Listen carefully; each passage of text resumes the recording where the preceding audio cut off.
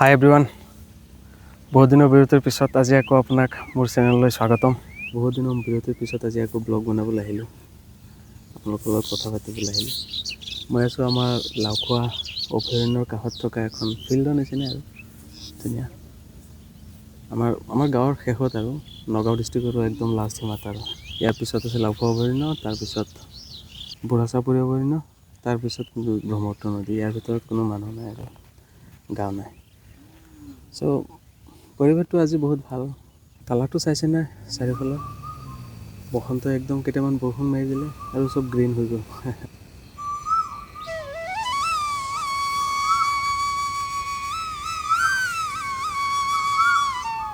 ঋতুৰাজ বসন্ত হ'ল বছৰটো সেইটো কাল যেতিয়া হয় প্ৰকৃতিৰ এক নতুন আৰম্ভণি।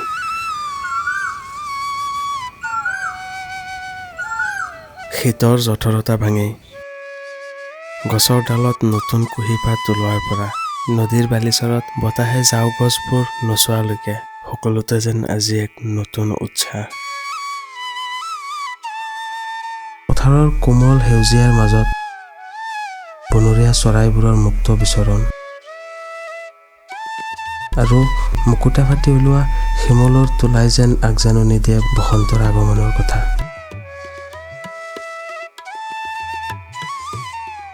কিন্তু এই ধুনীয়া পৰিৱেশটো অহাৰ আগত আহে এজাক ধুমুহা আৰু ঢল বৰষুণ।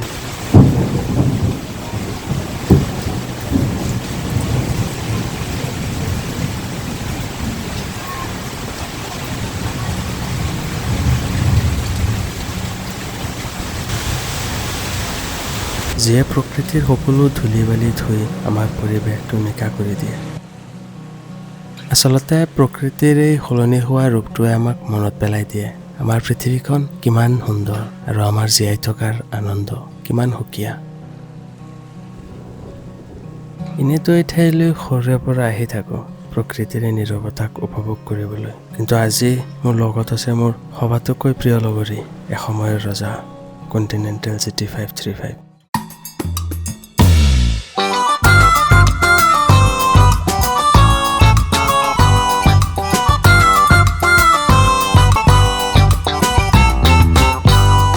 বহুতে ভাবে মই ইয়াক GTৰ দৰে মডিফাই কৰিহে বনাইছোঁ, কিন্তু এনে নহয়। এইখন বাইক ৰয়েল এনফিল্ডে 2013 চনৰ লাষ্টৰ ফালে ভাৰতত লঞ্চ কৰিছিল আৰু 18ৰ পহিলাতে ইয়াক ডিছকণ্টিনিউ কৰি দিছিল। খুব কম সময় ইণ্ডিয়ান মাৰ্কেটত থকাৰ বাবে ৰাস্তাত প্ৰায় এইখন বাইক দেখিবলৈ পোৱা নাযায়। এজ এ বাইক লাভাৰ ইয়াক চলোৱাৰ হেঁপাহটো মোৰ বহুত আগৰ পৰাই আছিল আৰু বহুত বিচৰাৰ পিছত মই ইয়াক OLXৰ পৰা ক্ৰয় কৰিলোঁ। ভালকৈ মেইনটেইন নকৰাৰ বাবে মই কিনা সময়ত ইয়াৰ কণ্ডিশ্যন বৰ শোচনীয় আছিল আৰু এইখন বহুত পুৰণা মডেল হোৱা হেতুকে ইয়াৰ পাৰ্টছ পাবলৈ বৰ টান আছিল আৰু মই এটা এটাকৈ ইয়াৰ পাৰ্টছ গোটাই ফুল ৰেষ্টুৰেশ্যন কমপ্লিট কৰিলোঁ। আচলতে মই এইখন বাইকৰ ৰিভিউ এনেকৈ কৰাৰ মেইন কাৰণ হ'ল এইখন এখন বহুত ইউনিক আৰু পাৱাৰফুল বাইক।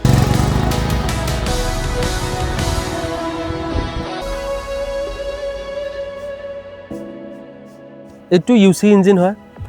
আপোনালোকে নতুন ৰয়েল এনফিল্ডৰ 350 বুলেট 350 যিবিলাক আহি আছে হাণ্টাৰ মেটিঅ'ৰ এইবোৰত এইটো ইঞ্জিন নাই। এইটো আগৰ মডেলৰ ইঞ্জিন হয়, UC ইঞ্জিন। আৰু যিহেতু মই ইয়াৰ আগত ছেম ইঞ্জিনৰ 350cc বুলেট এখন মই 1.5 লাখ কিলোমিটাৰলৈকে চলাইছোঁ আৰু সেই হিচাপে মই যিমান সৰু সুৰা কাম থাকে প্ৰায়বোৰ কাম মই জানোৱে, নিজেই কৰোঁ। সেইটো কাৰণে চাগে মোৰ ৰয়েল এনফিল্ডৰ প্ৰতি মোৰ ভাল পোৱাটো অলপ বেছি। আৰু যিমান সোপা কাম আছে আপোনাৰ ছাছপেনশ্যন নতুনকৈ অইল ফিল কৰা আৰু হেণ্ডেল বাৰ চেঞ্জ কৰা আৰু পিছৰ এইটো ছাছপেনশ্যন এইখনো নহয়, TVS Apache 180cc ছাছপেনশ্যন মই খুলি ইয়াত লগাইছোঁ। এইখন বাইক মই বহুত ভাল পাওঁ, নিজ হাতেদি বনাইছোঁতো সেইটো কাৰণে মানে অলপ ভাল পোৱাটো বেছি। এনেই আজি আহিছিলোঁ এইখিনিলৈ অলপ ফুৰিবলৈ, সৰুৰে পৰা আহি থাকোঁ ইয়াতে কেতিয়াবা সময় পালে আৰু বহুত দিনলৈ ব্লগো দিয়া হোৱা নাই ন। ভাবিলোঁ বাইকখনৰ ৰিভিউ কৰি আকৌ এবাৰ আৰম্ভ কৰোঁ। এতিয়াৰ পৰা সকলো নিয়মীয়া কৰিবলৈ চেষ্টা কৰিম, লগত থাকিব। আৰু মই বেছি এক্টিভ থাকিব পৰা নাছিলোঁ ইমান দিনে, কাৰণ বহুতে সুধিও আছিলে কি হ'ল, ভিডিঅ' চিডিঅ' একো অহা নাই। কিন্তু আমাৰ সকলোৰে জীৱনত এনেকুৱা এটা সময় আহে যেতিয়া আমি অলপ থমকি ৰ'ব লগা হয়। কিন্তু মই ভাবোঁ পৰি যোৱাটো হাৰি যোৱা নহয়, উঠি আকৌ আগুৱাই যোৱাটোৱে আচল যুদ্ধ। সময় ভালেই হওক বা বেয়াই হওক পাৰ হৈ যায়। বাৰু এইটো ব্লগ ইয়াতে সামৰোঁ। লগ পাম নেক্সট ব্লগত, আৰু এতিয়াৰ পৰা সকলো নহয় নিয়মীয়া কৰিবলৈ চেষ্টা কৰিম। আৰু বহুতো ব্লগ আছে, মই মাজতে ওলাই গৈছিলোঁ, কেৰেলালৈকে গৈছিলোঁ। কেৰেলা আমাৰ সেইটো বহুত এটা ভালকৈ চেষ্টা কৰি আছোঁ, ভালকৈ অলপ বনাবলৈ। এতিয়াৰ পৰা নিয়মীয়া ভিডিঅ' আহি থাকিব, চ' লগত থাকিব সকলো। আৰু আমাৰ অসমত এতিয়া বসন্তৰ আগমন, চাৰিওফালে গ্ৰীণ হৈ আছে, মনটো শান্ত লাগি আছে। আজি মনটো বহুত ভাল লাগি আছে চাৰিওফালে গ্ৰীনেৰী চাই। বাৰু দিয়ক, এইটো ব্লগ ইয়াতে সামৰোঁ। লগ পাম নেক্সট ব্লগত। জয় আই অসম, জয় জুবিন দা।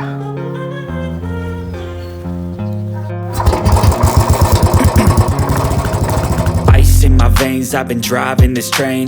Years in this lane, there's no stopping this flame. Cause I came to the game and I changed it to play how I like, rearranged it to my own domain. Yeah, I got what it takes, made lots of mistakes, taking shots, skipping breaks, feeling lost, feeling great, popping off, singing straight, never stopped, never changed.